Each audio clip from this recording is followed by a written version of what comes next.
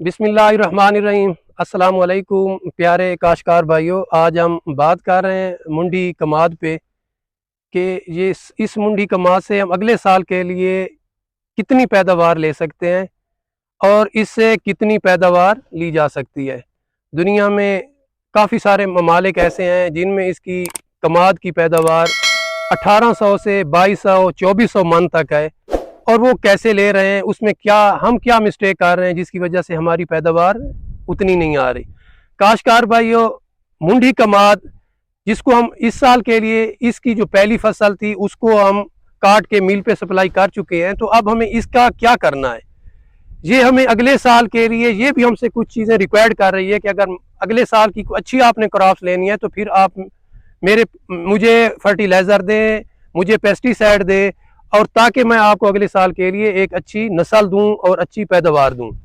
जबकि हमारे यहाँ जो कंसेप्ट है वो ज़्यादातर ज़मींदार इसको जाके खादें कब देगा, अप्रैल और मई में। और अभी तक हमारे काश्तकार भाई ऐसे हैं जिन्होंने अभी तक पराली रखी हुई है, जिसको पराली कहते हैं, पलाली कहते हैं, वो अभी तक पड़ी हुई है। और कुछ दोस्तों ने ऐसे आग लगा दी है, और आग लगाने के बाद वो अभी तक ये सोच रहे हैं कि हम इसको क्या करें, और ज़्यादातर ज़मींदार इसको अभी 1-2 माह के लिए ऐसे ही छोड़ देंगे। काश्तकार भाइयों, गन्ने की पैदावार बढ़ाने के लिए आपके पास पहले 90 दिन होते हैं, फर्स्ट 90 डेज। फर्स्ट 90 डेज आप देख लें, उसमें होता है जब भी आप उसको आप पराली को आग लगा रहे हैं या आप उसको टोका लगाया जिस दिन आपने, आप उससे आगे आपके पास 90 दिन था। 90 दिन को आप ऐसे कह रहे हैं कि जनवरी, फरवरी और मार्च, या फरवरी, मार्च और अप्रैल, ये आपके पास 90 दिन थे। और इस 90 दिन में हमारे काश्तकार भाई अक्सर इस 90 दिन को ज़ाय कर देते हैं। इस 90 दिन के बाद जाके इस मुंडी को वो अपनी ट्रीटमेंट शुरू करते हैं। अब वो आपको कभी भी वो पैदावार नहीं देगी जो आपने ज़हन में रखी हुई है। प्यारे काश्तकार भाइयों, कमाद या कोई भी फसल है, उसकी सबसे बड़ी जो खाद होती है वो फास्फोरस होती है या पोटाश SOP होती है। इसको फास्फोरस डले हुए 1 साल गुजर गया है। अब ये मुंडी कमाद रटून ये जो हमारी फसल है, ये हमें कह रही है कि हमें जल्दी मुझे रूट्स को बहाल करने के लिए मुझे फास्फोरस दें। हम चाह रहे हैं हम आपको 2 माह 3 बाद देंगे, ये मेथड गलत है। जल्दी हम इसको फास्फोरस दें। लोग फास्फोरस मुख्तलिफ खादों से ले रहे हैं, जिसमें DAP है, TSP है, SSP है या नाइट्रोफास है। काश्तकार भाइयों, आप इसको पहले पानी पे नाइट्रोफास की शक्ल में, कम से कम नाइट्रोफास की शक्ल में एक बैग दें, ताकि हमारी इतनी फास्फोरस तो पहुंच जाए ताकि हमारी रूट्स डेवलप होना शुरू हो जाए। और इसके साथ इसमें बोरर भी मौजूद है, इसमें फंगस भी मौजूद है, और इसमें रेड रॉट के स्पोर्स भी मौजूद है। तो इसको आप पहले पानी पे जहां बोरर की दवाई दे रहे हैं, जैसे क्लोरेंट्रा नीलीप्रोल है, फिप्रोनिल है, या इस किस्म के जो एक्टिव हैं, वो अगर आप फ्लड कर रहे हैं तो उसके साथ ही आप कॉपर ऑक्सीक्लोराइड, कुसीगामाइसिन 500 ग्राम या थायोफिनेट मिथाइल, इसको आप ज़रूर एज ए फंजीसाइड और इसको आप एज ए रेड रॉट के तौर पे ज़रूर पहले पानी पे फ्लड करें।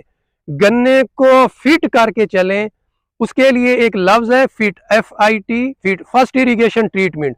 गन्ने को आप पहले पानी पे बिल्कुल फिट कर दें, ना तो इसमें बोरर हो ना इसमें रेड रॉट हो, ये बोरर फ्री प्रोग्राम के तहत चले।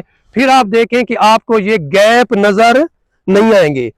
ये जो गन्ने के गैप हैं, ये इसी वजह से आ जाते हैं जब ज़मींदार इसको टाइमली पहला पानी नहीं देता, खुराक नहीं देता, तो गन्ना अपनी इस पोजीशन से हट जाता है और अक्सर वैरायटियां वो काना बन जाती हैं, और उसमें बाकी स्पोर जो फंगस वगैरह के होते हैं वो भी आपको सामने नज़र आ रहे होते हैं। तो पहला पानी जब हम इस तरीके से लगाएंगे तो उसके साथ हमारी टिलरिंग ज़्यादा होगी और इसमें हमारे गैप नहीं होंगे, नंबर ऑफ प्लांट पूरे होंगे, और गन्ने की पैदावार 1800-1600 मन लेने के लिए आपके पास पहला 90 दिन होता है, फर्स्ट 90 डेज। पहला 90 दिन कौन सा है, इसको आप कह सकते हैं फरवरी, मार्च और अप्रैल। अब हमारे यहाँ फरवरी वो 10-12 दिन गुजर गए हैं, और हमारा काश्तकार अगर अभी भी वेट करेगा तो उसके वो पहले 90 दिन जब खत्म हो जाएंगे, तो 90 दिन के बाद जो गन्ना फोड़ कर रहा होता है, जो टिलरिंग बना रहा होता है, वो कभी भी हमारे हाथ में नहीं आती। वो कभी भी पूरे जवान वो गन्ने नहीं होते, वो नीचे रह जाते हैं और वो हमारे यहाँ नहीं आते, बल्कि वो लेबर के पास चले जाते हैं। हमारे यहाँ वही गन्ने आएंगे, वही जवान होंगे जो पहले 90 दिन में निकलेंगे। तो इसलिए आप इसको पहला पानी अब लगाएं, इसको अब ज़रूरत है। और इसको पहले पानी पे आप फंगस की दवाई भी दें, और इसको आप पहले पानी पे रेड रॉट की दवाई भी दें, और इसको आप पहले पानी पे फास्फोरस की शक्ल में खाद भी दें। प्यारे काश्तकार भाइयों, पहला पानी लगाने से हमारी टिलरिंग इंशाल्लाह आपको इतनी नजर आएगी कि आप देखेंगे आपकी जो ओड़ होगी भरी हुई होगी पौधों से, टिलरिंग से। लेकिन जो एक और गलती जो हमारे काश्तकार से हो रही होती है, वो डीएपी को यहाँ पे केरा कर रहे होते हैं, यहाँ पे।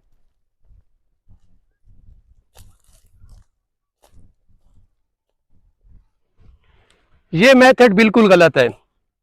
जब आपने डीएपी को केरा करना है, इस ओर पे नहीं करना जिस ओर पे गन्ने आए या हमारी ये मुंड है, इस पे आपने इसको नहीं करना, बल्कि आपने यहाँ पे इसको नीचे जाके इसकी फास्फोरस देनी है। गन्ने की रूट्स नीचे हैं और हमारा काश्तकार डीएपी को यहाँ ऊपर दे रहा है, यहाँ पे डीएपी को केरा कर रहा है, जबकि इसकी गन्ने की रूट्स नीचे हैं, 1 फुट नीचे हैं। काश्तकार भाइयों, जब तक आपकी डीएपी रूट्स तक नहीं पहुंचेगी, आपकी डीएपी कभी भी फसल को पूरी नहीं मिल रही। इतनी बड़ी महंगी खाद डीएपी और पोटाश, उसको हमारा काश्तकार ऐसे ही ज़ाय कर रहा है। कोशिश तो करें आपके पास ड्रिल हो, हल के पीछे लगी हुई हो, और वो हल के साथ ही नीचे जो पैपों में डीएपी वहां पे रूट्स में ही पहुंचे। काश्तकार भाइयों, डीएपी रूट्स की खाद है, इसको रूट्स में पहुंचाएं।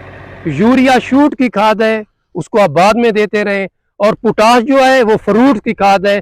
फ्रूट हमारा 2 जगहों पे हो रहा था इस फसल का। पहला फ्रूट है जो पहली टिलरिंग है, ये हमारा फ्रूट है। और दूसरा फ्रूट है जब हमारी नोट्स बन रही होती हैं मई जून जुलाई में, तो पोटाश हमें 2 जगह पे देनी होती है एसओपी की शक्ल में। एक अभी दे दे इस वक्त जब हम गोडी कर रहे हैं, और दूसरी हम एसओपी दे जब हम जाके अगस्त और मई में। अब हमें डीएपी कितनी देनी है और हमें एसओपी कितनी देनी है, नाइट्रोजन यूरिया कितनी देनी है, ये इंशाल्लाह हम आपको नेक्स्ट वीडियो में जल्दी बता रहे हैं। उम्मीद है तमाम दोस्तों को हमारी ये वीडियो पसंद आई होगी। आपके कमेंट्स का हमें इंतज़ार रहेगा। शुक्रिया, अल्लाह हाफिज़।